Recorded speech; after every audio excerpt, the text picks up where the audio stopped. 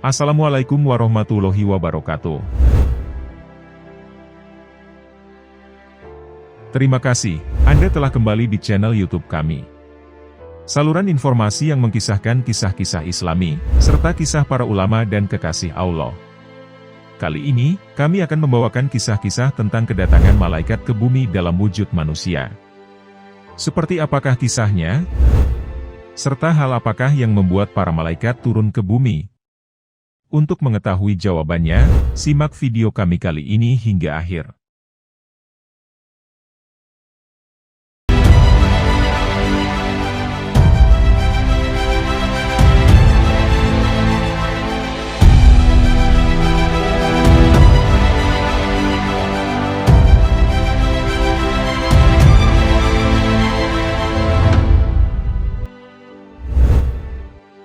Dalam menjalankan tugas, malaikat juga bisa berubah wujud menjadi apapun, sesuai kehendak Allah. Bahkan, malaikat juga mampu berubah wujud menyerupai manusia, saat mendapat perintah dari Allah untuk menguji manusia. Kali ini, kami akan membawakan kisah-kisah tentang malaikat yang bertugas mendatangi manusia. Berikut kisah selengkapnya.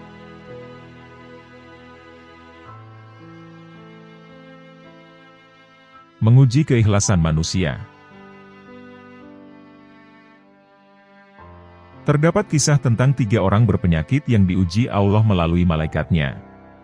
Ketiganya diuji usai mendapatkan nikmat dari Allah berupa kesehatan dan kekayaan. Kisah ini diceritakan Abul Fida Abdur Rokib dalam kitab Karomat Al-Aulia dan diterjemahkan oleh Abdur Rosyad Shidik. Diceritakan, terdapat 3 orang dari Bani Israel. Yang satu kulitnya belang-belang, yang satunya berkepala botak, dan yang satunya lagi buta. Allah Subhanahu wa Ta'ala ingin menguji mereka. Lalu dikirimlah malaikat untuk mendatangi masing-masing dari mereka. Datanglah malaikat kepada orang yang berpenyakit belang. Kemudian malaikat bertanya, "Apa yang paling kamu inginkan?" Orang itu menjawab, "Warna kulit yang bagus, kulit yang indah, dan hilangnya penyakit yang membuat orang jijik padaku." Malaikat tersebut kemudian mengusap tubuhnya, maka hilanglah penyakit yang dideritanya. Dan ia kemudian diberi warna kulit yang indah. Malaikat kemudian bertanya lagi, "Apa harta yang paling kamu inginkan?" Orang itu menjawab, "Saya menginginkan seekor unta." Maka ia kemudian diberi unta yang hampir melahirkan. Malaikat kemudian berkata, "Semoga Allah memberkahinya untukmu." Kemudian malaikat mendatangi orang yang botak. Dan kemudian bertanya, "Apa yang paling kamu inginkan?" Orang itu berkata, "Rambut yang indah dan hilangnya penyakit yang membuat jijik orang kepadaku." Malaikat kemudian mengusapnya, maka hilanglah penyakitnya. Dan kemudian ia diberi rambut yang indah. Setelah itu, malaikat bertanya lagi, "Berupa apa harta yang paling kamu inginkan?" Ia kemudian menjawab, "Saya menginginkan seekor sapi." Maka, ia pun diberi seekor sapi yang sedang hamil. Malaikat kemudian berkata, "Semoga Allah memberkahinya untukmu." Kemudian, giliran malaikat mendatangi orang yang buta. Malaikat lalu bertanya kepadanya, "Apa yang paling kamu inginkan?" Ia kemudian menjawab, "Saya berharap Allah mengembalikan penglihatanku, sehingga aku bisa melihat orang-orang kembali." Malaikat tadi kemudian mengusap kedua matanya. Maka Allah mengembalikan penglihatannya lagi. Kemudian malaikat itu bertanya lagi, "Berupa harta apa yang paling kamu inginkan?" Ia lalu menjawab, "Saya menginginkan seekor kambing." Maka, ia pun kemudian diberi seekor kambing yang hampir beranak. Pada akhirnya, semua binatang yang diberikan kepada 3 orang tadi beranak pinak, dan menjadi banyak. Orang yang tadinya berpenyakit belang, kini mempunyai unta 1 lembah. Orang yang tadinya botak, kini mempunyai sapi 1 lembah. Dan orang yang tadinya buta, kini memiliki kambing 1 lembah. Pada suatu ketika, malaikat tadi mendatangi orang yang berpenyakit belang dalam wujud seperti dahulu. Lalu malaikat berkata, "Saya orang miskin. Telah habis bekalku dalam perjalanan. Maka pada hari ini tiada lagi yang dapat mencukupiku, kecuali Allah. Lalu Anda sebagai perantaranya, jika Anda berkenan menolong saya. Demi Zat yang telah mengaruniai Anda warna kulit yang indah, dan harta benda. Saya hendak minta 1 ekor unta untuk mencukupi kebutuhan dalam perjalanan saya." Orang itu kemudian berkata, "Kebutuhan yang harus kutanggung juga sangatlah banyak." Lantas malaikat berkata kepadanya, "Saya seperti mengenal Anda. Bukankah Anda yang dulu mempunyai penyakit kulit yang belang? Bukankah Anda yang dulu fakir? Kemudian Anda diberi harta oleh Allah hingga seperti saat ini."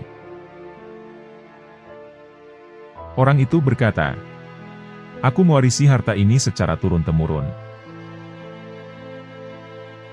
Malaikat berkata, "Kalau Anda berdusta, semoga Allah menjadikan Anda seperti dulu lagi." Setelah itu, malaikat dengan penampilan pengemis, mendatangi orang yang dahulu botak dalam bentuknya seperti dahulu. Lalu malaikat berkata kepadanya, "Saya orang miskin. Bekalku telah habis dalam perjalanan ini. Maka pada hari ini tiada lagi yang dapat mencukupiku, kecuali Allah. Kemudian Anda sebagai perantaranya, jika Anda berkenan menolong saya. Demi Zat yang telah mengaruniai Anda rambut yang indah, dan harta benda yang banyak. Saya minta 1 ekor sapi untuk mencukupi kebutuhan dalam perjalanan saya." Orang itu berkata, "Aku mewarisi harta ini secara turun-temurun."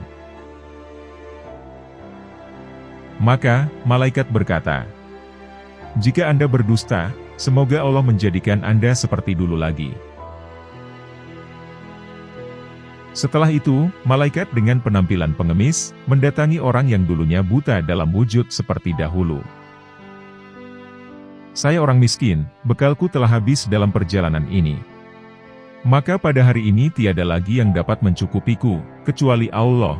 Kemudian Anda sebagai perantaranya, jika Anda berkenan menolong saya. Demi Zat yang telah mengaruniai Anda rambut yang indah, dan harta benda yang banyak. Saya minta 1 ekor kambing untuk mencukupi kebutuhan dalam perjalanan saya." Orang itu berkata, "Dahulu, saya adalah orang buta. Lalu Allah memulihkan penglihatan saya. Ambillah apa saja yang Anda butuhkan. Demi Allah, pada hari ini saya tidak akan menyusahkan Anda. Saya ikhlas dengan sesuatu yang Anda ambil karena Allah." Maka malaikat yang menguji kemudian berkata, "Tahan saja harta Anda. Kalian hanya diuji. Dan Anda telah diridhoi Allah. Sedangkan kedua teman Anda dibenci Allah. Dengan kuasa Allah, harta benda orang berkulit belang, habis tak bersisa. Dan nasibnya dikembalikan seperti dahulu kala.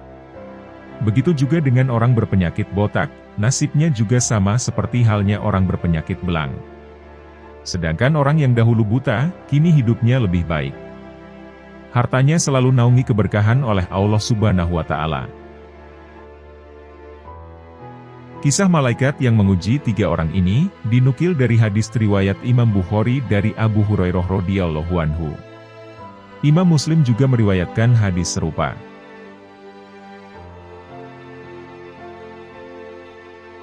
Menguji orang yang mendadak kaya. Dahulu, terdapat pasangan suami istri miskin yang berasal dari Bani Israel. Pekerjaan sang suami hanyalah seorang penjual kapuk. Setiap hari, laki-laki ini menjual kapuknya di pasar. Setiap harinya, Penghasilan yang bisa didapat oleh laki-laki tersebut hanyalah 1 dirham saja. Meskipun miskin, namun laki-laki ini selalu menyisihkan penghasilannya untuk sedekah. Sampailah pada suatu hari. Ketika itu, ia berjualan kapuk seperti biasanya di pasar. Setelah terjual, ada pertengkaran yang hebat antara seorang penjual dan pembeli, hingga keduanya ingin saling bunuh. Sang lelaki itu kemudian melerai, dan menanyakan apa sebenarnya penyebab pertengkaran keduanya. Keduanya pun menjelaskan, bahwa si pembeli tidak ingin membayar barang dari penjual tersebut, karena alasan tertentu. Lantas sang laki-laki tadi bertanya berapa harga dari barang tersebut. Sang penjual pun menjawab bahwa harganya 1 dirham. Sang laki-laki itu pun berinisiatif untuk membayar barang tersebut, hingga permasalahan pun selesai, dan kedua orang tersebut tidak jadi saling bunuh.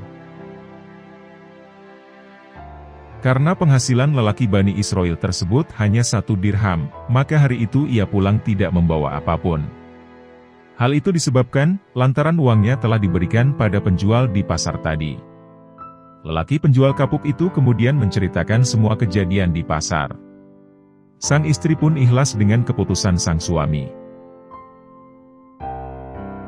Keesokan harinya, lelaki penjual kapuk dan istrinya tidak punya modal mendapatkan kapuk yang berkualitas bagus. Karena, uang modalnya 1 dirham kemarin telah diberikan pada penjual yang bertengkar kemarin. Akhirnya, lelaki tersebut mengumpulkan sisa kapuk yang ada di rumahnya, yang hanya tersisa kapuk kualitas jelek. Tentu saja ketika dijual di pasar, kapuknya tersebut tidak laku. Hingga sang lelaki itu pun putus asa, dan segera ingin kembali pulang. Saat di tengah perjalanan, ia malah bertemu dengan penjual ikan. Penjual ikan tersebut menceritakan, bahwa ikannya hari ini tidak laku, karena sudah hampir busuk. Menyadari nasibnya sama, keduanya akhirnya sepakat untuk bertukar barang. Sang lelaki itu kemudian membeli ikannya, dengan membayar menggunakan kapuk yang hendak dijualnya tersebut. Penjual ikan pun setuju, dan keduanya pun pulang. Sesampainya di rumah, sang lelaki menceritakan semuanya kepada istrinya. Walaupun tak sesuai rencana, sang istri pun tetap bersyukur karena tindakan suaminya tersebut.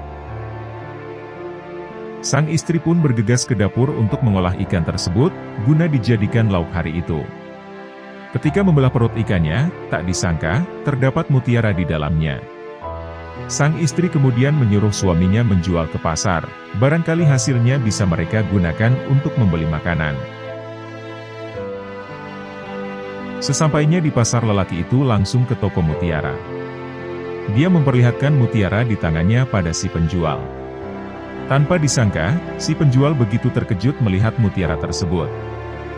Penjual mutiara itu geleng-geleng kepala, dan merasa takjub.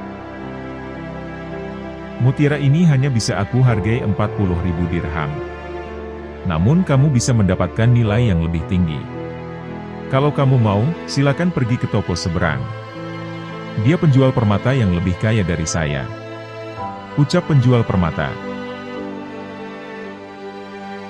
Jika penjual mutiara tersebut ingin menipu, dengan menghargai 1 dirham atau lebih, penjual kapuk itu pasti percaya, dan langsung menyetujui. Toh yang dia butuhkan hanya sedikit uang, untuk sekedar digunakan untuk membeli makanan. Namun, Allah tidaklah sesederhana itu.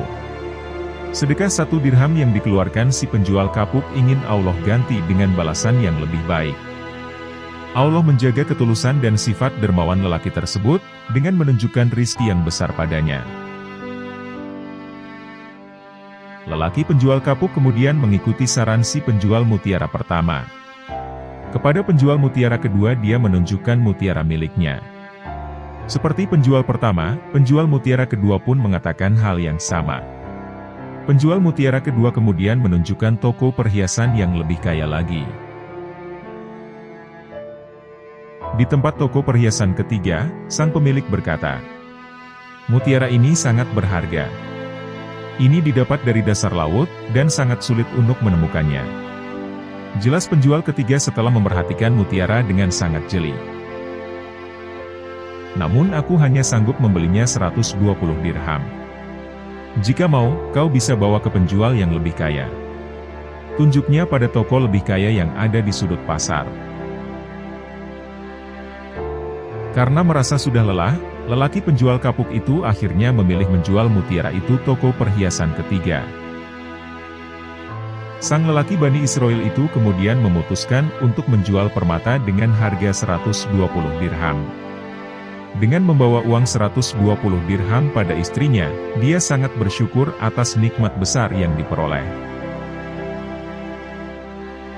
Sekembalinya ke rumah, sepasang suami istri tersebut tiba-tiba didatangi dua orang fakir miskin. Rasa ibanya membuat keduanya memutuskan untuk membagi rezeki. Mereka membagi 120 dirham yang baru mereka dapat, dan akan diberikan kepada kedua orang miskin tersebut. Tak berselang waktu lama, dua orang fakir miskin tersebut kembali lagi, dan kemudian mengembalikan semua uang itu kepada suami istri Bani Israel tersebut. Kedua orang miskin itu pun menjelaskan, bahwa mereka sebenarnya bukan manusia. Dua orang itu mengaku, bahwa mereka adalah malaikat yang diutus oleh Allah, untuk menguji mereka. Subhanallah.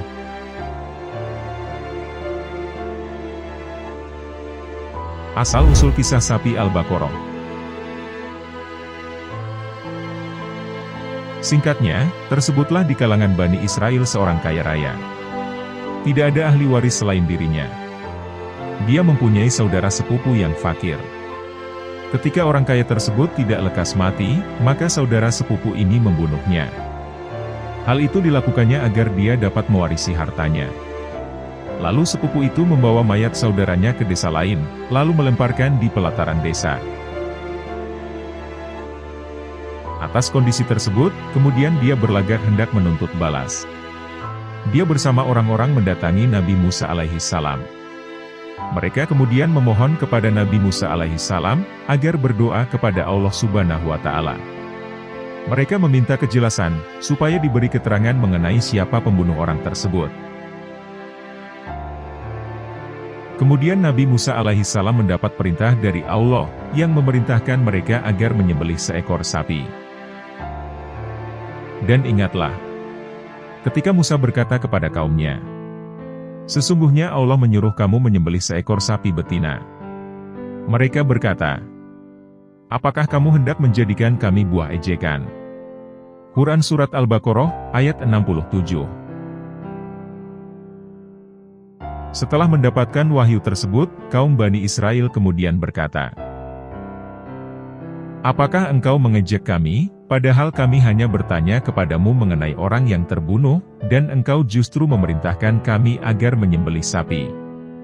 Ucap mereka kepada Nabi Musa.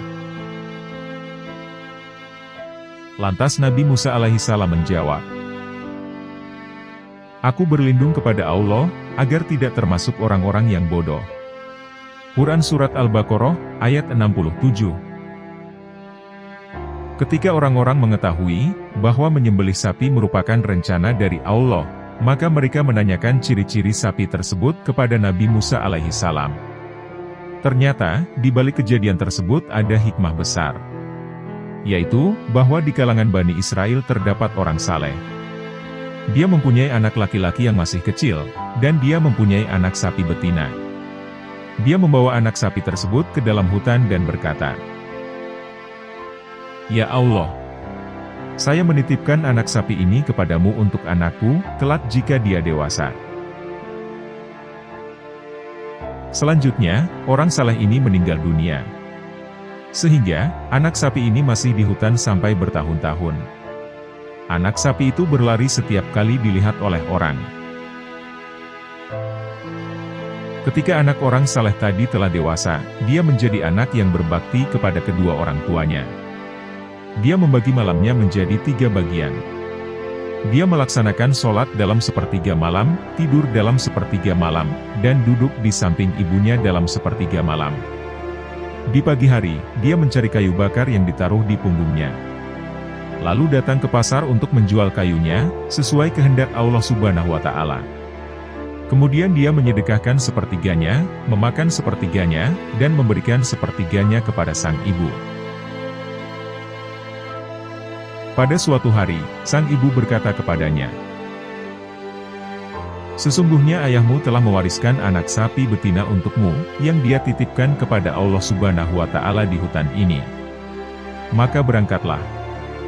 Berdoalah kepada Rob Nabi Ibrahim alaihissalam, Nabi Ismail alaihissalam, dan Nabi Ishak alaihissalam, agar mengembalikan anak sapi tersebut kepadamu. Ciri-cirinya, jika engkau melihatnya, kamu akan membayangkan, seakan-akan sinar matahari memancar dari kulitnya. Dia diberi nama Al-Mudzahabah, karena keindahan dan kejernihannya.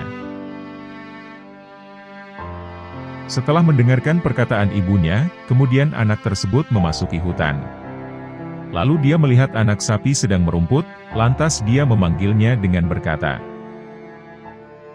"Saya bermaksud kepadamu dengan menyebut nama Rob Nabi Ibrahim alaihissalam, Nabi Ismail alaihissalam, dan Nabi Ishak alaihissalam."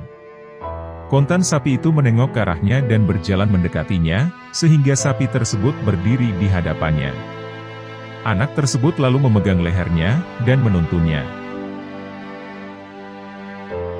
Dengan izin Allah Subhanahu wa Ta'ala, tiba-tiba sapi tersebut bicara. "Wahai anak yang berbakti kepada kedua orang tua, tunggangilah aku, karena hal itu lebih meringankanmu." Anak tersebut berkata, "Sesungguhnya ibuku tidak memerintahkanku melakukan hal itu." Akan tetapi, beliau berkata, "Peganglah lehernya." Sapi itu berkata, "Demi Rob Bani Israel, jika engkau menunggangiku, niscaya kamu tidak dapat menguasaiku untuk selamanya. Ayo berangkat. Sungguh, jika engkau memerintahkan gunung melepaskan diri dari pangkalnya, dan berjalan bersamamu, niscaya ia melakukannya, lantaran baktimu kepada ibumu." Lantas, pemuda tersebut berjalan bersama sapi menemui ibunya. Sang ibu berkata kepadanya, "Sesungguhnya engkau orang fakir. Engkau tidak memiliki harta. Engkau kerepotan mencari kayu bakar di siang hari, dan melakukan qiyamul lail di malam hari. Oleh karena itu, pergilah. Jual sapi ini." Si anak bertanya, "Dijual berapakah harga sapi ini?" Ibunya menjawab, 3 dinar. "Janganlah engkau menjual tanpa pertimbanganku." Harga sapi telah dipatok 3 dinar. Sang anak pun berangkat ke pasar. Lalu Allah Subhanahu wa Ta'ala mengutus malaikat, agar dia melihat hambanya dan kekuasaannya. Sekaligus untuk menguji pemuda tersebut, seberapakah baktinya kepada ibunya. Sungguh, Allah Subhanahu wa Ta'ala mengetahui hal tersebut. Sang malaikat bertanya, "Dengan berapakah kamu jual sapi ini?" Anak tersebut menjawab, 3 dinar. Dengan catatan ibuku meridhoinya. Lantas malaikat berkata, "Saya beli 6 dinar. Tetapi engkau tidak perlu meminta persetujuan ibumu." Pemuda itu berkata, "Seandainya engkau memberiku emas seberat sapi ini pun, saya tidak akan mengambilnya, melainkan dengan ridho ibuku." Kemudian dia membawa pulang sapi kepada ibunya, dan dia menceritakan tentang harganya.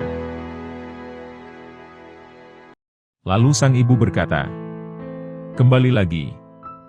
Jualah dengan harga 6 dinar berdasarkan ridho dariku." Dia pun berangkat ke pasar, dan menemui malaikat yang tadi menyamar menjadi manusia. Sang malaikat bertanya, "Apakah engkau telah meminta persetujuan ibumu?" Pemuda itu menjawab, "Beliau menyuruhku, agar tidak mengurangi harganya dari 6 dinar. Dengan catatan, saya telah meminta persetujuan ibu." Sang malaikat berkata, "Saya akan memberimu 12 dinar." Pemuda itu pun menolak, lalu kembali kepada ibunya, dan menceritakan hal tersebut kepadanya. Ibunya berkata, "Sungguh, orang yang mendatangimu bukanlah manusia, melainkan malaikat yang sedang dalam bentuk manusia untuk mengujimu. Jika dia mendatangimu lagi, katakan padanya, apakah engkau memerintahkan kami untuk menjual sapi ini, ataukah tidak?" Pemuda itu pun melakukan hal tersebut, dan malaikat lalu berkata, "Kembalilah kepada ibumu. Dan tolong sampaikan padanya, biarkanlah sapi ini. Sungguh, Nabi Musa alaihissalam akan membelinya dari kalian, untuk mengungkap korban pembunuhan seseorang di kalangan kaum Bani Israel. Janganlah engkau menjualnya, kecuali dengan kepingan dinar yang memenuhi kulitnya. Oleh karena itu, tahan dulu sapi ini." Allah Subhanahu wa Ta'ala memang menakdirkan orang-orang Bani Israel yang akan menyembelih sapi itu. Mereka terus-menerus menanyakan ciri-ciri sapi tersebut. Dan ternyata, ciri-ciri yang diberikan sesuai dengan ciri-ciri sapi pemuda saleh tersebut. Hal ini merupakan imbalan bagi pemuda tersebut, atas baktinya kepada sang ibu sebagai anugerah dan kasih sayang. Akhirnya mereka pun membeli sapi tersebut, dengan emas sepenuh kulit sapi. Lantas mereka menyembelih sapi tersebut, kemudian memukulkan bagian dari sapi kepada korban pembunuhan, sebagaimana perintah Allah Subhanahu wa Ta'ala. Selanjutnya, orang yang terbunuh itu bangkit, dan hidup lagi, dengan izin Allah Subhanahu wa Ta'ala. Sedang, urat lehernya masih mengalirkan darah. Lalu dia berkata, "Yang membunuh saya adalah Fulan." Kemudian dia jatuh dan mati di tempatnya. Maka, si pembunuh akhirnya terhalang mendapat warisan.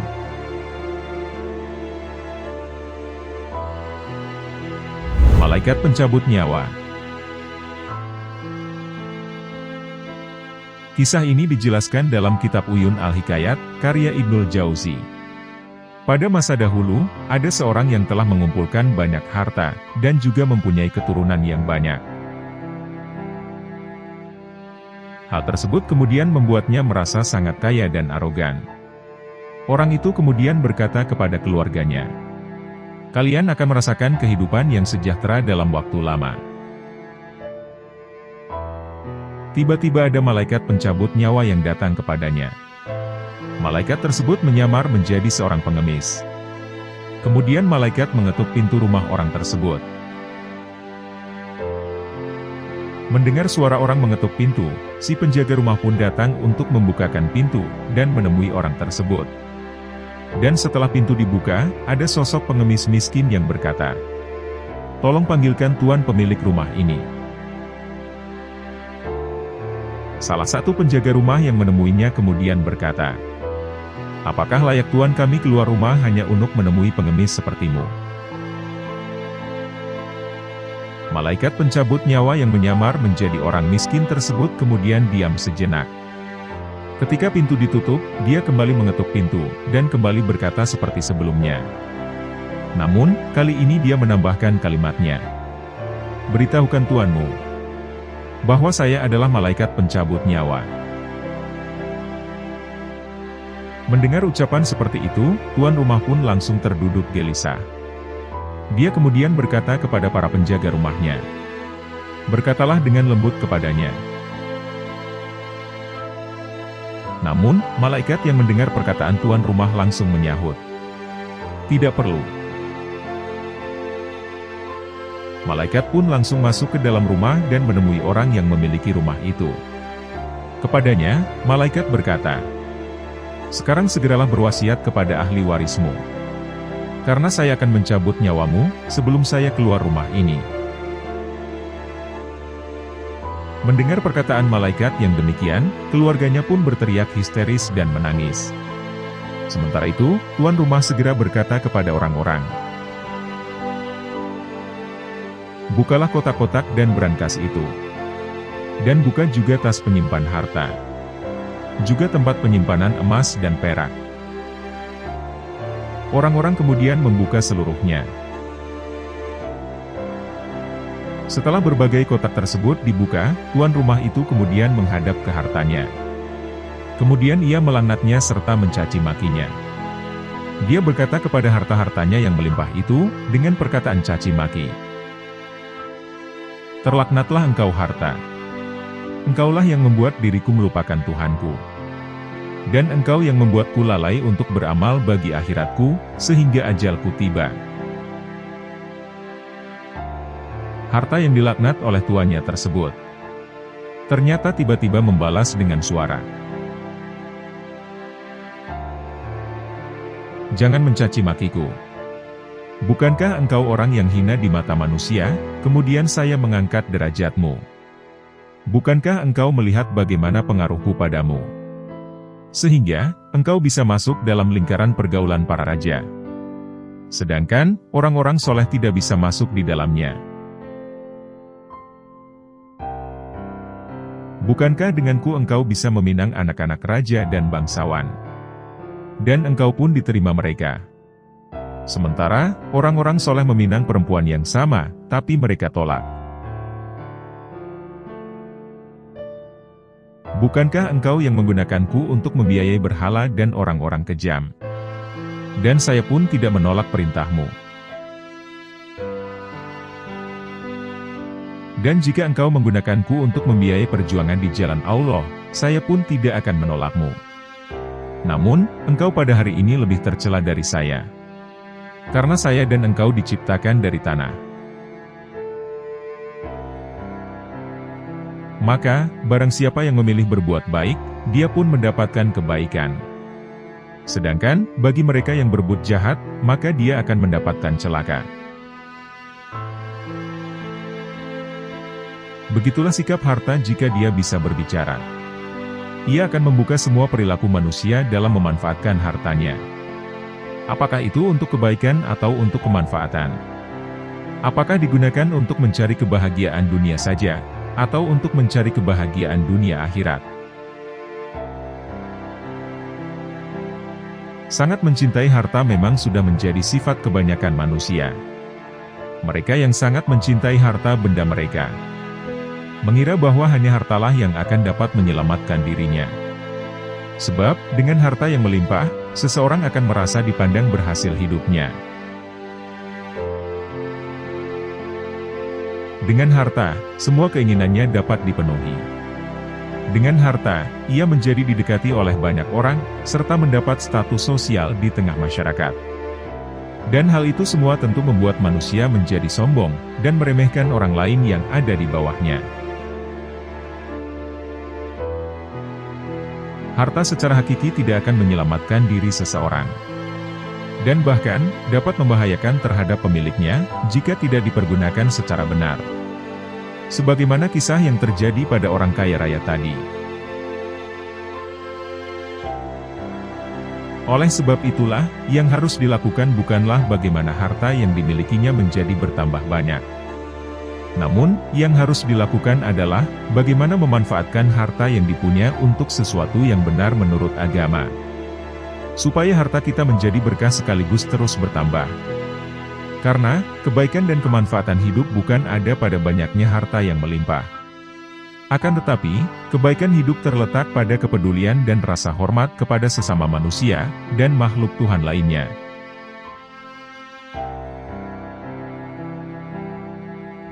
Malaikat bertanya kepada Rasulullah.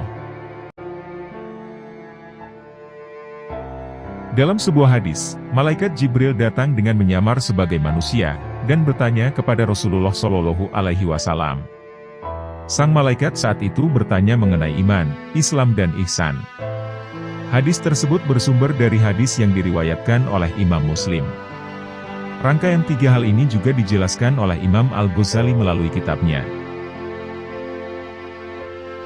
Kisah malaikat Jibril datang ke bumi dengan menyamar sebagai manusia, terabadikan dalam hadis yang dikisahkan Umar bin Khattab radhiyallahu anhu.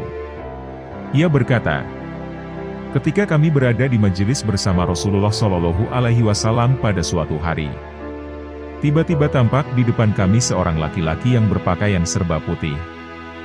Rambutnya sangat hitam. Tidak terlihat padanya tanda-tanda bekas perjalanan jauh, dan tidak seorang pun di antara kami yang mengenalnya. Mengutip Taufik Yusmansyah dalam buku Akidah Akhlak, Umar kemudian bercerita. Lelaki misterius tersebut kemudian duduk di hadapan Rasulullah Shallallahu Alaihi Wasallam, dan menyandarkan lututnya pada lutut Rasulullah Shallallahu Alaihi Wasallam.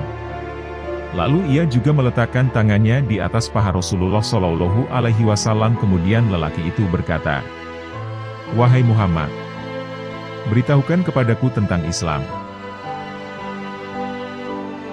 Segera Rasulullah Shallallahu Alaihi Wasallam menjawab, "Islam adalah engkau bersaksi bahwa sesungguhnya tiada Tuhan selain Allah, dan sesungguhnya Muhammad adalah utusan Allah Ta'ala. Dirimu mendirikan sholat, mengeluarkan zakat, berpuasa ketika bulan Ramadan, dan mengerjakan ibadah haji ke Baitullah Makkah, jika engkau mampu melakukannya." Laki-laki asing itu lalu menjawab, "Engkau benar." Umar dan para sahabat pun mengaku keheranan. Sebab, lelaki itu bertanya, lalu membenarkan jawabannya dari Rasulullah. Sosok misterius itu berkata lagi, "Beritahukan kepadaku tentang iman." Rasulullah Shallallahu Alaihi Wasallam menjawab, "Engkau beriman kepada Allah Subhanahu Wa Ta'ala, kepada para malaikatnya, kitab-kitabnya, kepada rasul-rasulnya, kepada hari kiamat, dan kepada takdir yang baik, maupun takdir yang buruk." Lagi-lagi, laki-laki asing tadi berkata, "Engkau benar." Lalu, ia berkata lagi, "Beritahukan kepadaku tentang ihsan." Rasulullah Shallallahu Alaihi Wasallam kemudian menjawab lagi, "Engkau beribadah kepada Allah Subhanahu Wa Ta'ala, seakan-akan engkau melihatnya. Jika engkau tidak melihatnya, sesungguhnya Dia pasti melihatmu." Orang misterius tersebut segera berkata lagi, "Beritahukan kepadaku tentang kiamat."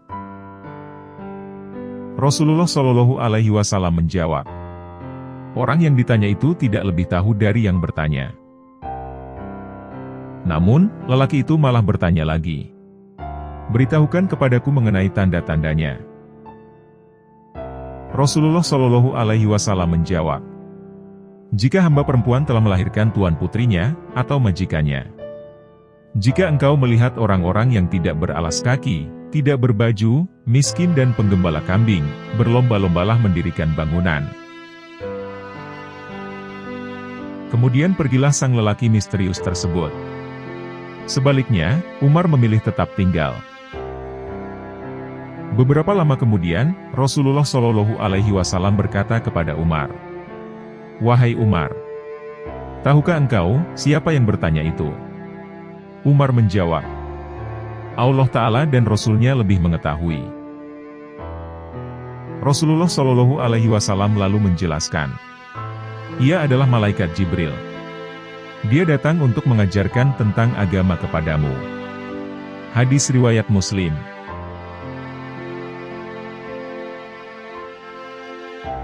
Menolong dalam bahaya. Dikisahkan, pada zaman Rasulullah terdapat seorang wali yang berdagang dari Madinah ke Syam. Kisah dari Anas bin Malik ini bercerita tentang doa seorang pedagang yang ternyata wali. Pada waktu itu, sang pedagang mengalami perampokan di tengah perjalanannya. Dalam melakukan perjalanan dagangnya itu, pedagang tersebut tidak bergabung dengan kafilah lainnya. Ia seorang diri dalam menempuh perjalanan ke Syam, dengan membawa barang dagangannya. Suatu saat, ketika pulang ke Madinah, pedagang itu dicegat para perampok dan mengancamnya dengan pedang. "Berhenti!" gertak perampok tersebut. Ancaman tersebut membuat pedagang itu berhenti. Lalu ditataplah wajah perampok itu dan berkata kepadanya, "Ambillah hartaku, dan biarkan aku melanjutkan perjalanan," kata pedagang itu dengan pasrah. Mendengar jawaban tersebut, si perampok kembali membentak pedagang itu. "Harta itu telah menjadi milikku, tapi aku menginginkan dirimu, dan aku ingin membunuhmu," ucap si perampok kejam itu. "Baiklah, kalau itu kemauanmu. Tetapi, Berikanlah saya kesempatan untuk sholat 2 rakaat, serta berdoa kepada Allah yang Maha Mulia dan Maha Agung. Ucap sang pedagang. Kemudian pedagang itu mengambil air untuk berwudu, dan melakukan sholat 2 rakaat. Setelah selesai sholat, pria pedagang itu langsung menadahkan tangannya ke atas, dan berdoa kepada Allah. Wahai Tuhan yang Maha Pengasih, wahai Tuhan yang Maha Penyayang, wahai Tuhan yang mempunyai arsy yang mulia, wahai Tuhan yang menampakkan makhluk, wahai Tuhan yang Maha Mengembalikan, wahai Tuhan yang Maha Melaksanakan apa yang dikehendaki. Hamba mohon dengan cahayamu yang memenuhi sudut-sudut arsimu. Hamba memohon kepadamu dengan kuasamu yang menguasai makhluk. Dan dengan rahmatmu yang meliputi segala sesuatu. Tidak ada Tuhan yang berhak disembah selain Engkau. Wahai Tuhan yang Maha Penolong, tolonglah hamba. Begitulah doa wali tersebut. Tiba-tiba, muncullah seorang berbaju hijau. Sosok itu duduk dengan gagahnya di atas kuda berwarna abu-abu. Pada tangannya menggenggam sebilah pedang yang bersinar. Ketika perampok itu melihatnya, para perampok langsung menyerang orang tersebut. Sosok penunggang kuda itu berbalik arah, lalu menghampiri ke arah para perampok. Dengan cepat, ternyata sosok tersebut mampu membunuh para perampok itu. Dengan perasaan yang kaget, pedagang itu bertanya kepada sosok misterius itu. Siapakah sebenarnya Anda? Ketahuilah, saya adalah malaikat yang turun dari langit ketiga. Jawab si penunggang kuda itu. Ketika kamu berdoa, pada doa pertama saya mendengar suara gemerincing dari pintu-pintu langit. Kemudian muncullah doamu yang kedua, hingga pintu-pintu langit terbuka, dan nampak cahaya yang bersinar sangat terang. Kata malaikat itu. Malaikat itu menjelaskan bahwa, pada doanya itu yang ketiga, muncullah malaikat Jibril. Kepadanya ia berseru, siapakah yang bersedia menolong orang yang meminta pertolongan itu? Lalu saya memohon pada Allah agar mengizinkan saya untuk menolongmu. Ketahuilah wahai hamba Allah, barang siapa berdoa dengan doa sepertimu ini, ketika dalam kesedihan penderitaan, dan semua bencana, maka Allah akan melepaskannya dari kesedihan dan menolongnya. Ujar malaikat itu. Singkat cerita, pedagang itu sampai tujuan di kota Madinah dengan membawa keuntungan yang berlipat-lipat ganda. Kemudian pedagang itu langsung sowan kepada Rasulullah dan menceritakan pengalamannya tersebut.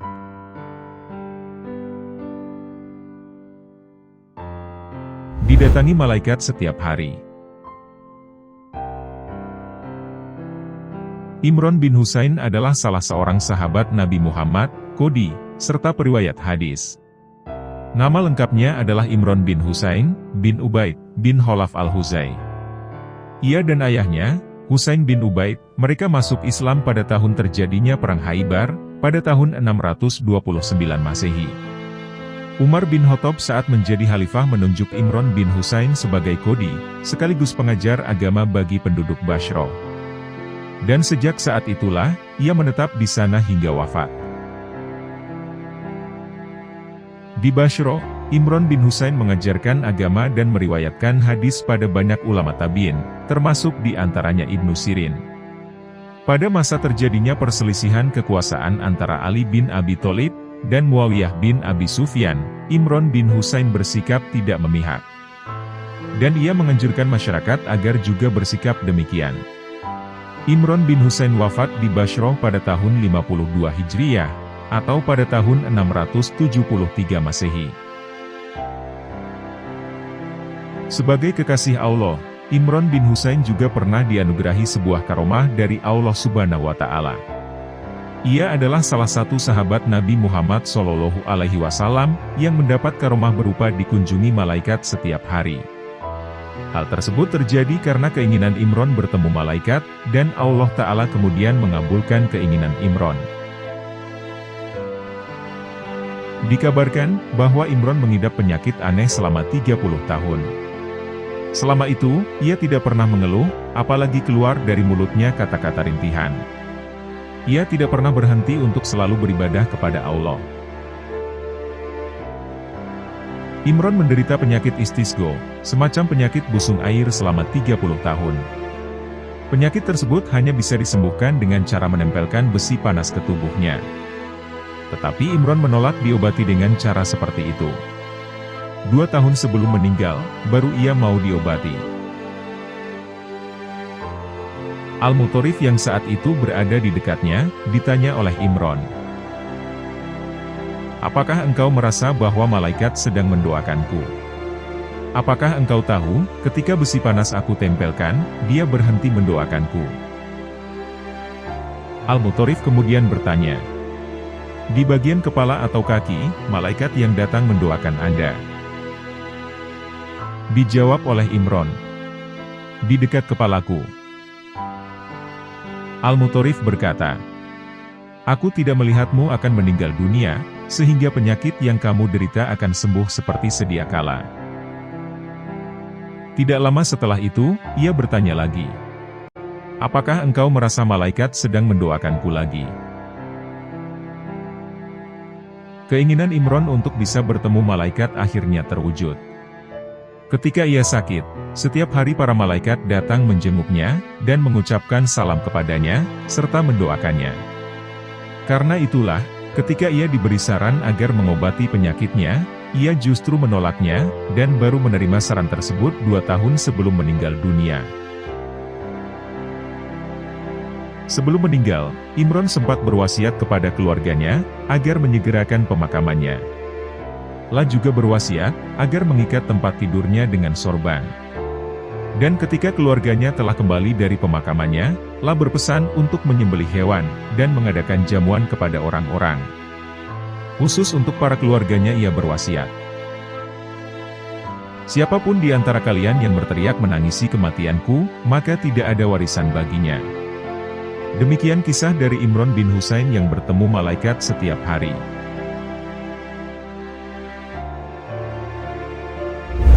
Melihat malaikat Jibril. Harisah bin An-Nu'man termasuk sahabat Nabi yang dianugerahi Allah sebuah karomah. Ia disebut pernah bertemu dengan malaikat Jibril 2 kali selama hidupnya. Kisah pertemuan Harisah bin An-Nu'man dengan malaikat Jibril, diceritakan oleh Abdul Wadud Kashful Humam, dalam buku 40 sahabat Nabi yang memiliki karomah. Pertemuan pertama terjadi saat Perang Syawrain, ketika Rasulullah SAW keluar menemui Bani Quraisyah. Harisah bin An-Nu'man mengatakan, kala itu, Jibril lewat di depan mereka dalam wujud komandan pasukan, lalu menyuruh mereka membawa senjata.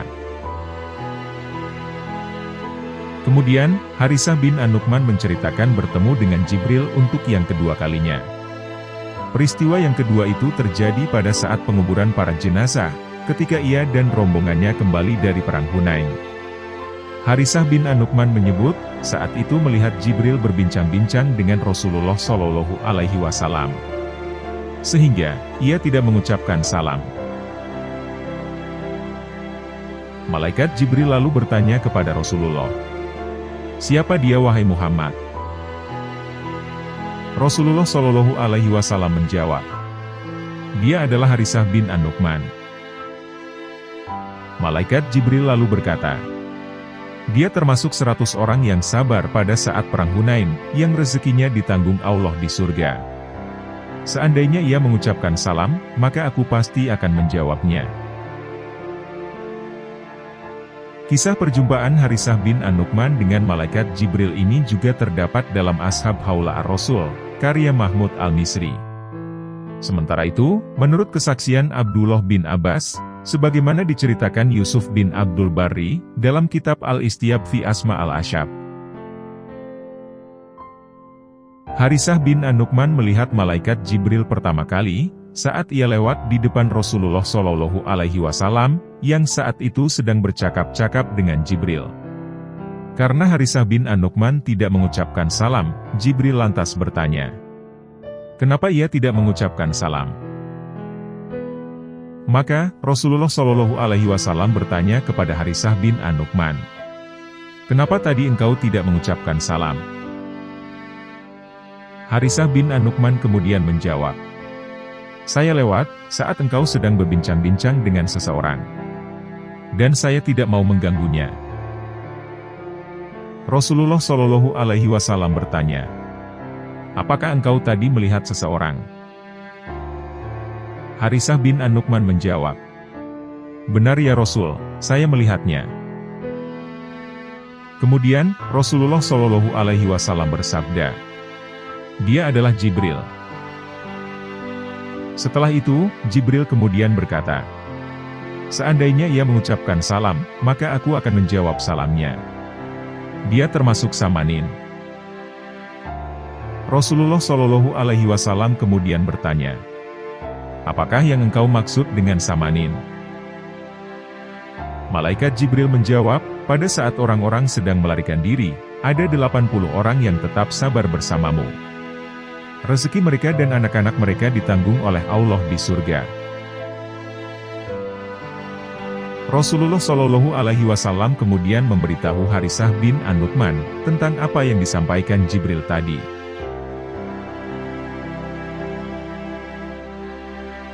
Sahabat Nabi yang berbincang dengan malaikat. Beberapa sahabat Rasulullah Shallallahu Alaihi Wasallam mendapatkan karomah dari Allah Subhanahu Wa Taala. Termasuk sahabat yang bernama Irbad bin Sariyah As-Sulaimi. Diriwayatkan, ia pernah memiliki kesempatan untuk bertemu dan berbincang dengan malaikat. Karomah adalah muliaan atau penghormatan, yakni sebuah kemuliaan atau penghormatan dari Allah Subhanahu Wa Taala. Secara istilah, karomah merujuk pada suatu peristiwa luar biasa atau keadaan yang di luar batas akal sehat dan kemampuan biasa manusia. Karomah terjadi pada individu tertentu yang diakui sebagai kekasihnya Allah. Irbad bin Sariyah As-Sulaimi adalah salah satu sahabat Rasulullah Shallallahu Alaihi Wasallam dari kalangan Sufi. Mereka tinggal di Masjid Nabawi, dan Rasulullah Shallallahu Alaihi Wasallam sangat menyayangi mereka. Merangkum buku 40 sahabat Nabi yang memiliki karomah, karya Abdul Wadud Kashful Humam. Dikisahkan, Irbad bin Sariyah As-Sulaimi juga biasa disapa dengan panggilan Abu Najih. Ia masuk Islam setelah peristiwa Fathul Makkah. Irbad lahir dari sebuah keluarga bermarga Sulaim, yang masyarakatnya dikenal sebagai pandai besi. Pada tahun terjadinya pembukaan kota Makkah, sekitar 700 orang, di antaranya terdapat Abbas bin Mardas, yang datang ke Madinah untuk memeluk Islam. Sementara, Irbad sendiri masuk Islam bersama Utbah As-Sulaimi, dan 5 orang Bani Sulaim lainnya. Setelah masuk Islam, Irbad bergabung dengan anggota Ahlul As-Suffah lain, yang kemudian tinggal di Masjid Nabi Muhammad SAW. Mereka adalah orang-orang miskin, yang tidak punya tempat tinggal. Konon, merekalah yang mengawali lahirnya aliran Sufi. Setelah bergabung dengan Ahlul As-Suffah, Irbad seakan mendapatkan kehidupan baru, dan kemuliaan yang belum pernah ia dapatkan sebelumnya. Meskipun Al-Quran tidak secara tersurat menyebut dirinya, tapi kemudian turun ayat 92 surah At-Taubah, yang berkaitan dengan ia dan 6 sahabat lainnya. Dan tiada pula berdosa atas orang-orang, yang apabila mereka datang kepadamu, supaya kamu memberi mereka kendaraan. Lalu kamu berkata, "Aku tidak memperoleh kendaraan untuk membawamu." Lalu mereka kembali, sedang mata mereka bercucuran air mata karena kesedihan, lantaran mereka tidak memperoleh apa yang akan mereka nafkahkan. Jalaluddin As-Suyuti dalam tafsirnya Ad-Dur Al-Mansur menjelaskan, bahwa ayat ini turun berkenaan dengan 7 sahabat yang mendatangi Nabi Muhammad SAW. Saat itu, baginda Nabi sedang menginstruksikan perang. 7 sahabat tersebut adalah Salim bin Umair dari Bani Amr bin Auf, Utbah bin Zaid dari Bani Harisah, Abu Layla Abdurrahman bin Ka'ab dari Bani Mazin bin An-Najjar, Amr bin Jiham bin Al-Jamuh dari Bani Salamah, Harami bin Amr dari Bani Waqif, Abdullah bin Makil dari Bani Mazinah, dan Irbad bin Sariyah dari Bani Fazaro. Mereka datang menemui Nabi Muhammad SAW agar diperbolehkan menjadi relawan perang. Namun, Nabi menjawab mereka dengan mengatakan, "Demi Allah, aku tidak mempunyai kendaraan untuk membawa kalian." Mendengar jawaban yang demikian, mereka lalu pergi sambil menangis. Mereka sedih karena tidak bisa ikut perang, lantaran tidak memiliki bekal dan kendaraan. Dari ke-7 orang yang datang menemui Nabi untuk meminta izin mengikuti perang, Irbad adalah orang yang paling tua usianya. Beberapa sumber menyebutkan bahwa ia ingin sekali cepat meninggal, karena usianya yang sudah sangat tua. Ia selalu berdoa, agar segera diambil nyawanya, dan segera menempati surga yang telah dipersiapkan Allah Subhanahu wa Ta'ala.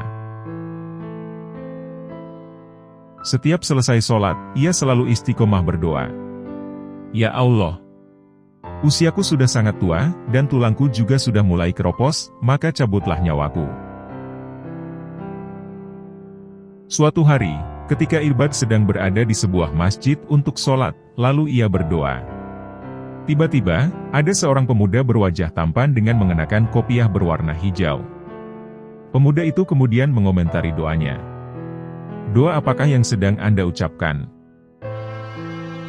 Irbad bertanya, "Wahai anak saudaraku, lalu bagaimanakah seharusnya aku berdoa?" Pemuda itu menjawab, "Berdoalah. Ya Allah, perbaiki amalku, dan sampaikanlah ajalku. Semoga Allah memberi rahmat kepadamu." "Lantas, siapakah engkau?" tanya Irbad penasaran. Pemuda itu menjawab, "Aku adalah malaikat Robail, yang bertugas menghilangkan kesedihan dari hati orang-orang mukmin."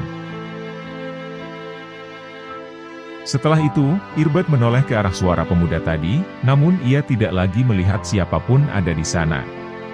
Tak lama setelah kejadian itu, Irbad meninggal dunia di kota kelahirannya, yakni di Suriah. Ia wafat pada tahun 75 Hijriyah, atau bertepatan pada tahun 695 Masehi, pada masa pemerintahan Abdul Malik bin Marwan.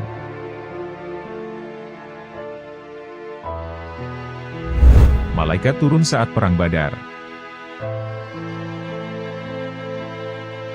Secara kasat mata, Perang Badar Al-Kubro dan peperangan-peperangan lainnya, terjadi antara kaum muslimin dengan orang-orang kafir.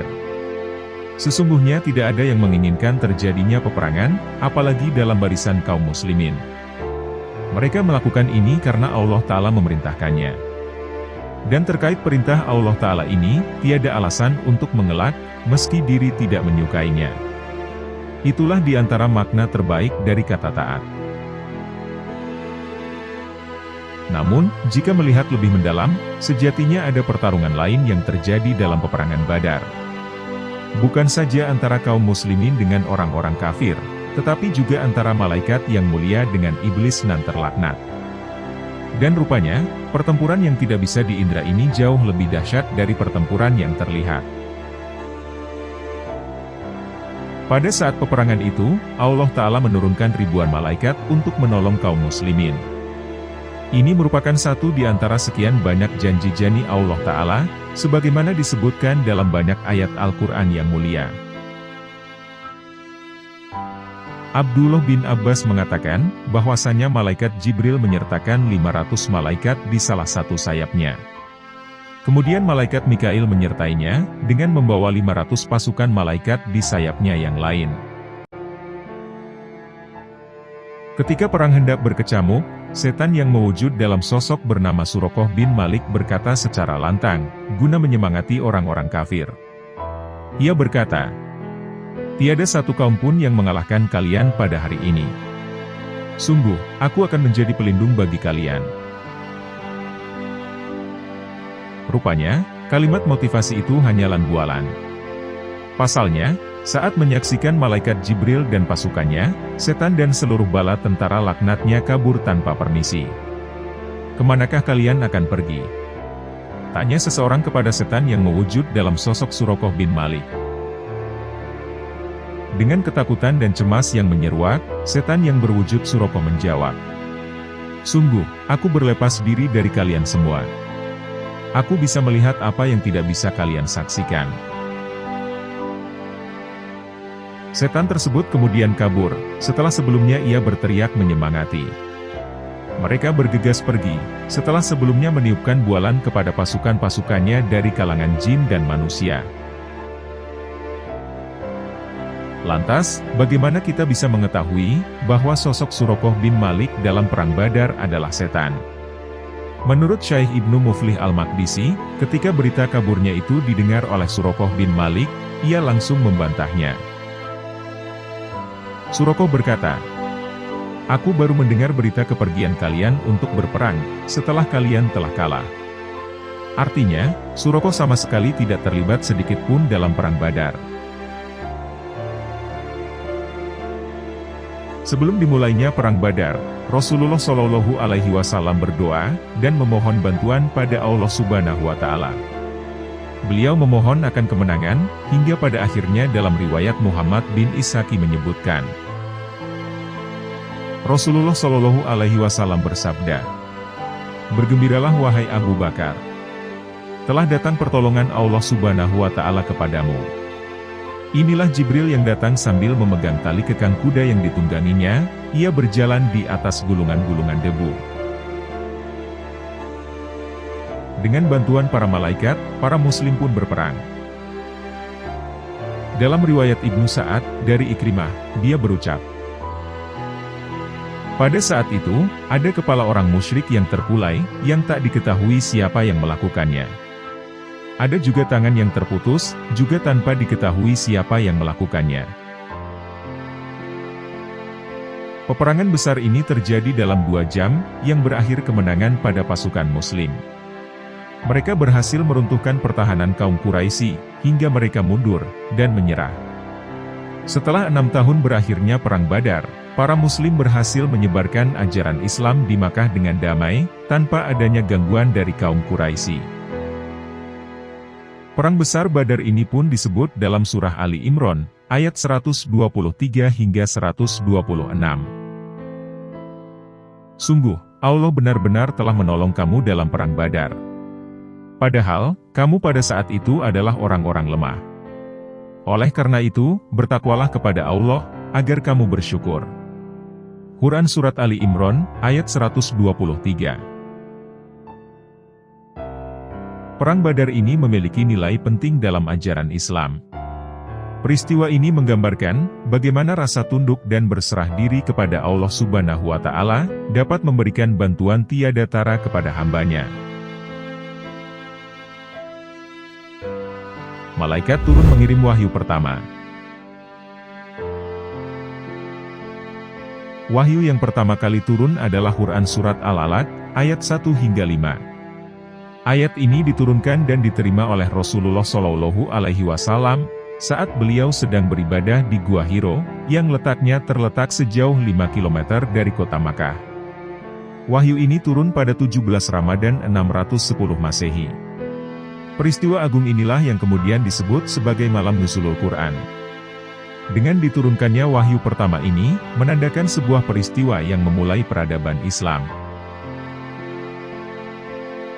Turunnya wahyu ini menjadikan sebuah cahaya bagi Rasulullah Shallallahu Alaihi Wasallam, dalam mengarahkan masyarakat Makkah pada jalan yang benar. Nabi Muhammad dikenal sebagai sosok yang suka merenungkan suatu hal, dan senantiasa berdoa pada Allah Subhanahu Wa Ta'ala, saat meminta cahaya pertolongan terhadap kaumnya. Hal ini dikarenakan, sebelum wahyu pertama turun, kondisi moral masyarakat Makkah mengalami kemunduran yang mengkhawatirkan.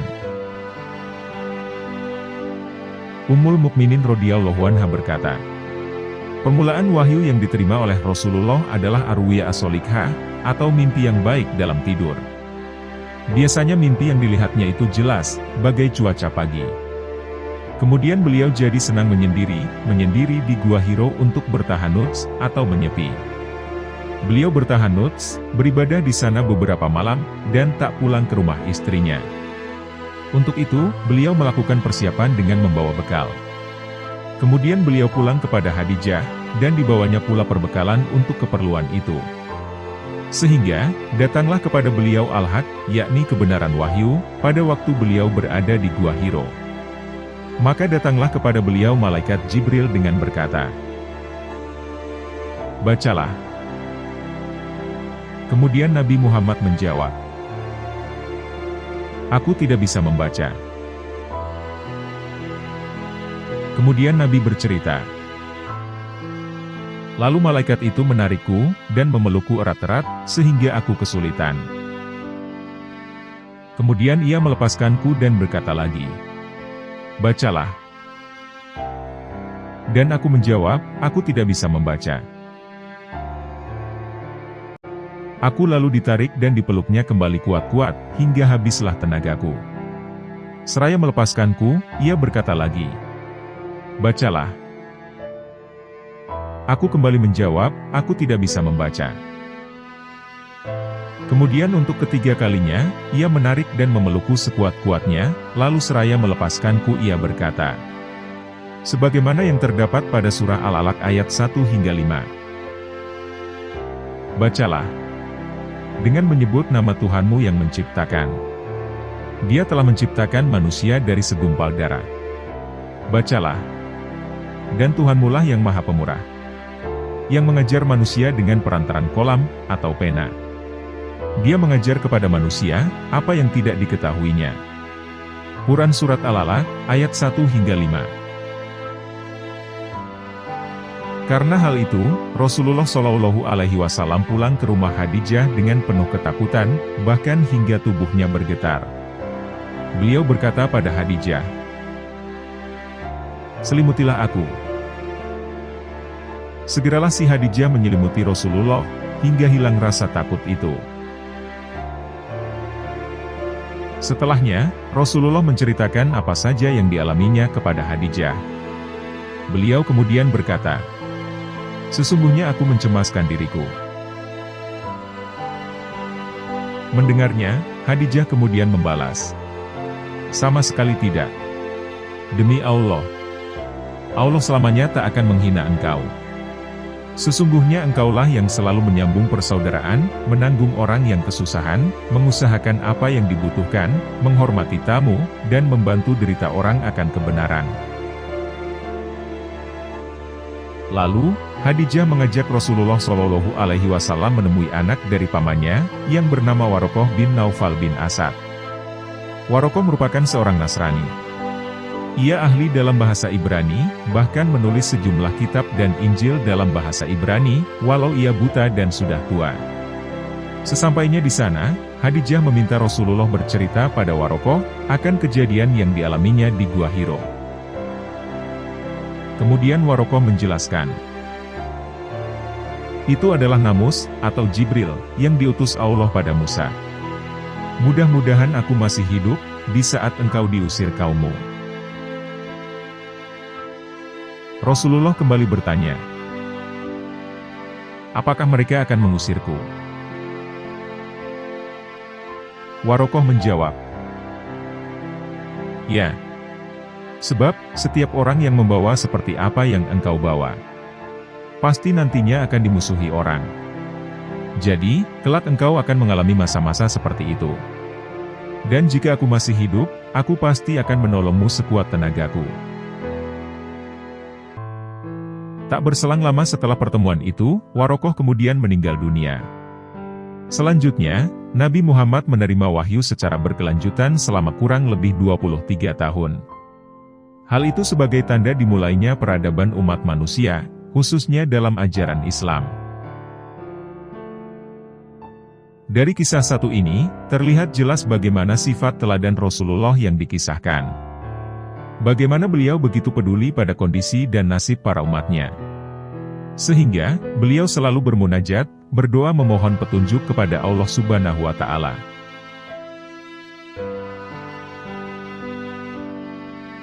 Ibnu Abbas melihat malaikat. Ada banyak keistimewaan dimiliki sahabat Abdullah ibnu Abbas. Yang paling menonjol adalah kedekatannya dengan Rasulullah, serta pernah melihat malaikat Jibril, sang penyampai wahyu. Yang pertama, ia pernah didekap Rasulullah Shallallahu Alaihi Wasallam, seraya mendoakan kepada Ibnu Abbas, "Ya Allah, ajarkan kepadanya hikmah." Yang dimaksud hikmah adalah pemahaman terhadap Al-Quran. Hadis riwayat At-Tirmidzi. Kedua, Ibnu Abbas pernah melihat malaikat Jibril dalam 2 kesempatan, seperti dikisahkan dalam satu riwayat berikut. Ibnu Abbas berkata, "Aku bersama ayahku di sisi Rasulullah, dan di samping Rasulullah ada seorang laki-laki yang membisikinya. Maka beliau seakan-akan berpaling dari ayahku. Kemudian kami beranjak dari sisi Rasulullah, seraya ayahku berkata, 'Wahai anakku, tahukah engkau kenapa anak laki-laki pamanmu, maksudnya Rasulullah, seperti berpaling menghindar dariku?' Maka aku menjawab, 'Wahai ayahku, sesungguhnya di sisi Rasulullah ada seorang laki-laki yang membisikinya.'" Ibnu Abbas berkata, "Kemudian kami kembali menghadap Rasulullah, lantas ayahku berkata, 'Wahai Rasulullah, aku berkata kepada Abdullah begini dan begitu. Kemudian Abdullah menceritakan kepadaku, bahwa ada seorang laki-laki di sampingmu, yang sedang berbisik-bisik kepadamu. Apakah benar, memang ada seseorang di sisimu?' Rasulullah balik bertanya, 'Apakah engkau melihatnya, ya Abdullah?' Kami menjawab, 'Ya, saya melihatnya.' Rasulullah bersabda, 'Sesungguhnya ia adalah Jibril alaihi salam. Dialah yang menyibukkanku dari kamu sekalian.'" Hadis riwayat Ahmad. Pada kesempatan kedua adalah, terjadi ketika Abbas mengutus Abdullah kepada Rasulullah dalam suatu keperluan. Dan Abdullah menjumpai seorang laki-laki bersama Rasulullah. Maka tatkala ia kembali dan tidak berbicara kepada Rasulullah, sang Nabi Shallallahu Alaihi Wasallam bersabda, "Apakah engkau melihatnya?" Abdullah menjawab, "Ya, saya melihatnya." Nabi bersabda, "Ia adalah Jibril. Ingatlah, sesungguhnya ia tidak akan mati, sehingga hilang pandangannya, atau buta, dan didatangkan ilmu." Hadis riwayat At-Tabrani. Nabi Shallallahu Alaihi Wasallam lantas mendoakannya 2 kali. Yang pertama, memberikan hikmah atau mengajarkan kitab, ketika Rasulullah mendekap dadanya. Kedua, mendoakan dengan mengajarkan kepandaian dalam ilmu agama, yaitu, ketika ia melayani Rasulullah dengan mengambil air wudhu. Warqa bin Umar al-Yashkari berkata, "Kami mendengar Ubaidillah bin Abi Yazid menceritakan tentang Ibnu Abbas, bahwasanya Nabi di dalam kamar kecil, dan kami meletakkan air wudhu untuk beliau, maka tatkala keluar Rasulullah bertanya, 'Siapakah yang menyiapkan air wudhu ini?' Mereka menjawab, 'Yang telah menyiapkan ini adalah Ibnu Abbas.' Kemudian Nabi mendoakannya, 'Ya Allah, fahamkanlah ia.' Hadis riwayat Muslim.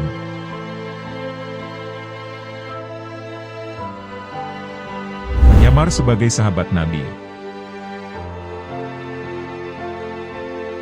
Malaikat Jibril pernah menjelma menjadi manusia, tatkala ia menemui utusan-utusan Allah. Dalam penjelmaannya, Malaikat Jibril pernah menjelma sebagai sahabat Nabi Shallallahu Alaihi Wasallam, yang memiliki paras yang sangat tampan. Salah seorang sahabat Nabi yang memiliki paras yang tampan adalah Dihyah Al-Kalbi radhiyallahu anhu. Nama lengkapnya adalah Dihyah bin Khalifah, bin Farwah Al-Kalbi Al-Qadai. Dihyah Al-Kalbi masuk Islam sebelum Perang Badar. Akan tetapi, dalam Perang Badar tersebut ia tidak mengikutinya. Akan tetapi, pasca Perang Badar ia tidak pernah absen dalam peperangan-peperangan selanjutnya. Menurut penuturan ahli sejarah, Nabi Muhammad Shallallahu Alaihi Wasallam merupakan pria paling tampan dari Makkah. Sedangkan Dihyah Al-Kalbi merupakan penduduk Madinah yang paling tampan. Saat keduanya itu sedang bersama-sama, para sahabat yang melihat terpesona melihat dua keindahan menyatu. Selain itu, ketampanan Dihyah Al-Kalbi membuat gadis-gadis Madinah terpikat dan terpesona. Kelebihan Dihyah Al-Kalbi dari segi penampilan fisiknya, membuat banyak gadis-gadis jatuh hati kepadanya. Ketika ia keluar rumah, banyak gadis-gadis yang mengintip di balik jendela kamarnya, hanya untuk melihat ketampanannya. Diceritakan, usai Perang Ahzab, atau Perang Khandaq. Ketika Nabi Muhammad SAW dan para sahabatnya sedang beristirahat, datanglah malaikat Jibril alaihi salam. Ketika itu, malaikat datang dalam wujud manusia, untuk menemui Nabi SAW dan berkata, "Apakah engkau telah meletakkan senjata?" "Jangan demikian. Para malaikat sama sekali belum meletakkan senjata. Keluarlah engkau menuju Bani Quraisyah, dan perangilah mereka." Ketika Nabi SAW melewati Bani Ghan, penduduk sekitar masjid yang dilewati lalu menuju rumah beliau.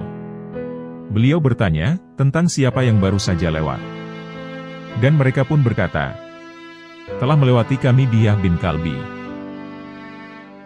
Kedatangan malaikat Jibril yang wujud manusia, ternyata banyak menarik perhatian orang. Salah seorang bertanya, "Ya Rasulullah, siapa yang berbicara dengan Anda tadi? Kamu bisa melihatnya?" Nabi balik bertanya, "Ya, kami bisa melihatnya." Jawabnya, "Mirip siapakah orang yang kamu lihat tadi?"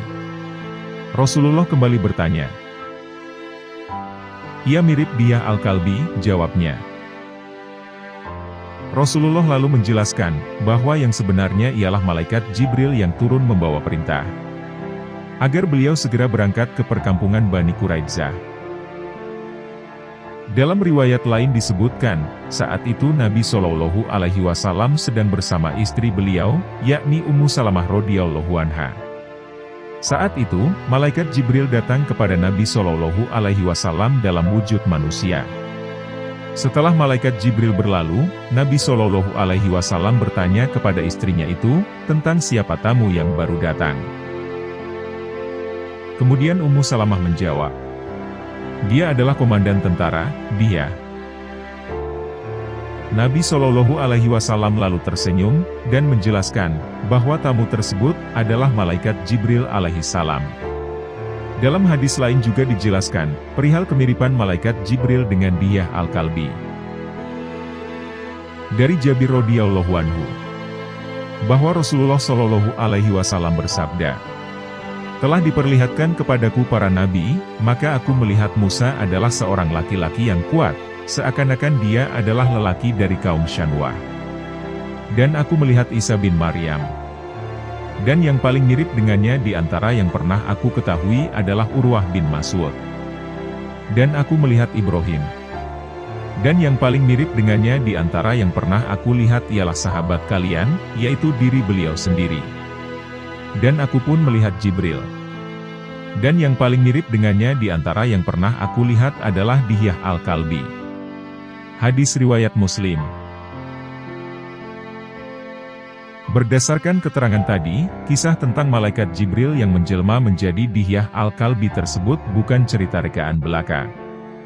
Namun hal ini didasarkan pada hadis Nabi SAW dan kesaksian para sahabat Rasulullah SAW.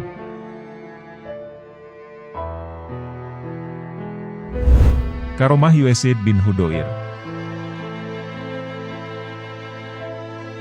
Ketika sedang membaca Al-Quran Surat Al-Kahfi, malaikat turun seperti bayangan halus dari langit, untuk mendengar bacaan yang begitu indah dan merdu. Dan malaikat pun pernah memberi salam kepada Usaid bin Hudayr.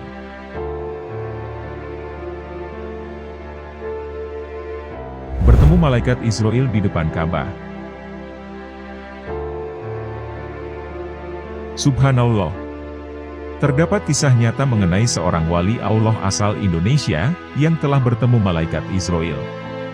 Sang malaikat pencabut nyawa tersebut menyerupai manusia, saat sedang menjalankan tugasnya. Saat itu, malaikat Israel ingin mencabut nyawa seorang wali di Mekah Al-Mukarramah. Malaikat Israel dikenal tak pandang bulu dalam melaksanakan tugasnya untuk mencabut nyawa manusia. Namun, ada beberapa kisah menarik tentang malaikat Israel yang menyamar menjadi manusia hanya untuk mencabut nyawa seseorang. Kisah penyamaran malaikat Israel sudah banyak dijelaskan dalam Al-Quran dan hadis Rasulullah Shallallahu Alaihi Wasallam.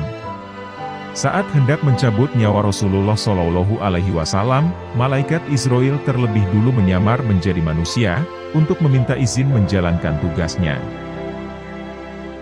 Hal serupa juga pernah dilakukan malaikat Israel saat ia hendak mencabut nyawa seorang wali Allah, yakni Kiai Haji Uzairon Taifur Abdillah. Beliau adalah seorang ulama, sekaligus pimpinan Pondok Pesantren Al-Fatah Temboro, Kabupaten Magetan, Jawa Timur. Kisah itu diceritakan Kiai Haji Ubaidillah Ahror saat wafatnya Kiai Haji Uzairon Taifur Abdillah beberapa tahun lalu di Ponpes Al-Fatah Temboro. Kiai Ubaidillah menyampaikan hal ini di depan ratusan ribu pelayat yang saat itu hadir dalam prosesi pemakaman. Diceritakan oleh Kiai Haji Ubaidillah Ahror atau akrab disapa Gus Baik. Sebelum wafatnya Kiai Haji Uzairon Taifur Abdillah, mereka berdua sempat pergi umroh ke Tanah Suci Mekah. Saat menjalani ibadah umroh, tiba-tiba Kiai Haji Uzairon Taifur Abdillah mengatakan kepada Kiai Haji Gus Baik bahwasanya dirinya baru saja berjumpa dengan malaikat Israel, tepat di depan Ka'bah. Kemarin sebelum bulan Ramadan, kami umroh bareng beliau, maksudnya Kiai Haji Uzairon Taifur Abdillah. Lalu beliau bilang, "Saya kok baru saja didatangi Israel," kata Kiai Haji Gus Baik ketika menirukan ucapan Kiai Haji Uzairon kepadanya. "Sedang apa Kang?" sahut Kiai Haji Gus Baik. "Katanya sebentar lagi mau nyabut nyawa saya." Timpal Kiai Haji Uzairon menjawab pertanyaan Gus Baik. Itulah cerita dari Kiai Haji Gus Baik mengenai malaikat Israel yang mendatangi Kiai Haji Uzairon Taifur Abdillah di depan Ka'bah. Ketika kisah itu disampaikan, seketika membuat tangis para pelayat dan santri pecah di tengah keheningan pemakaman. Mengenai penjelmaan malaikat Israel saat mencabut nyawa seseorang, terkadang membuat beberapa kalangan sedikit tak percaya. Namun, untuk mendapatkan hal itu bukanlah perkara yang mudah. Karena, hal itu bisa terjadi pada orang-orang tertentu, seperti halnya para nabi dan wali Allah.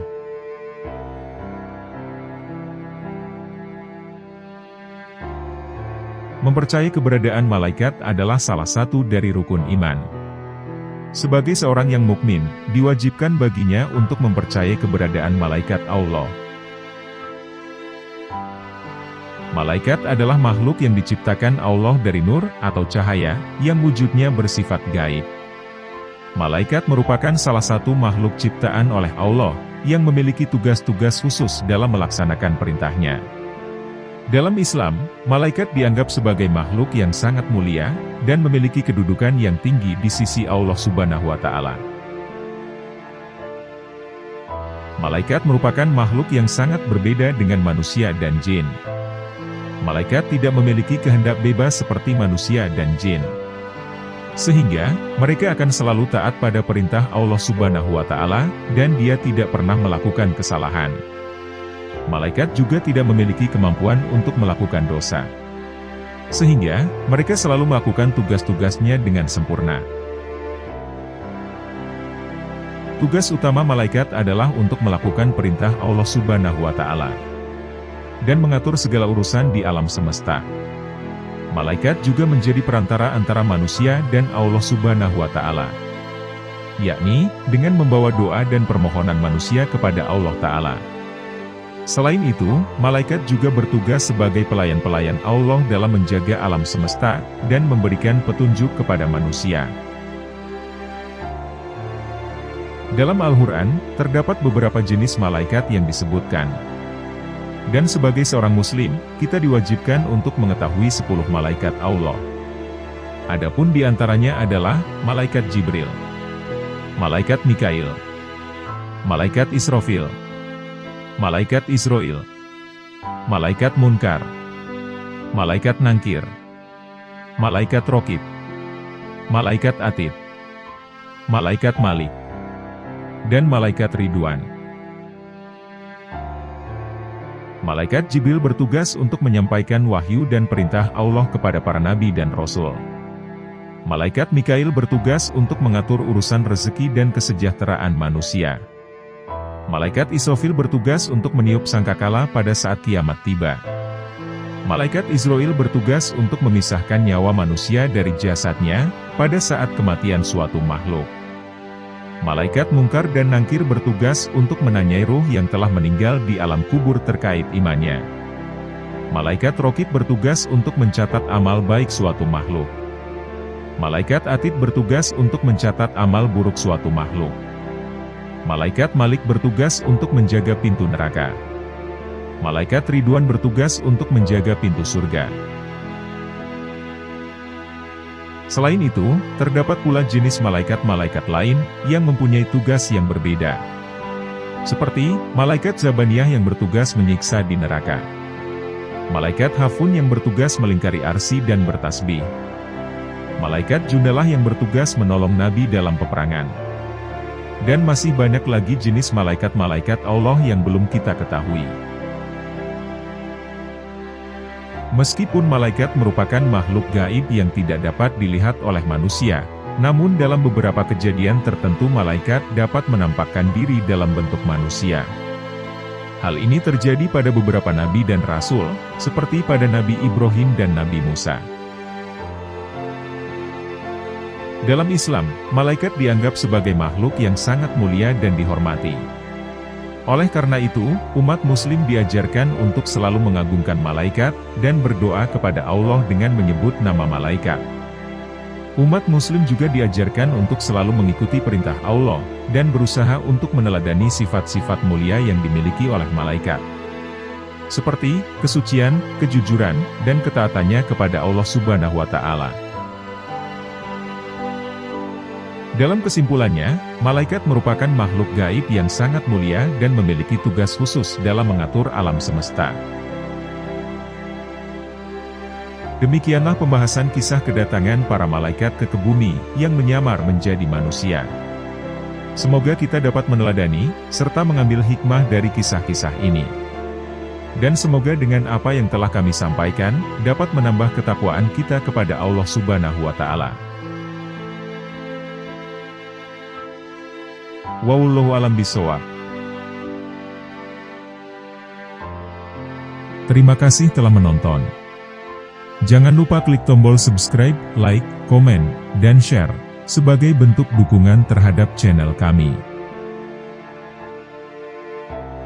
Wassalamualaikum warahmatullahi wabarakatuh.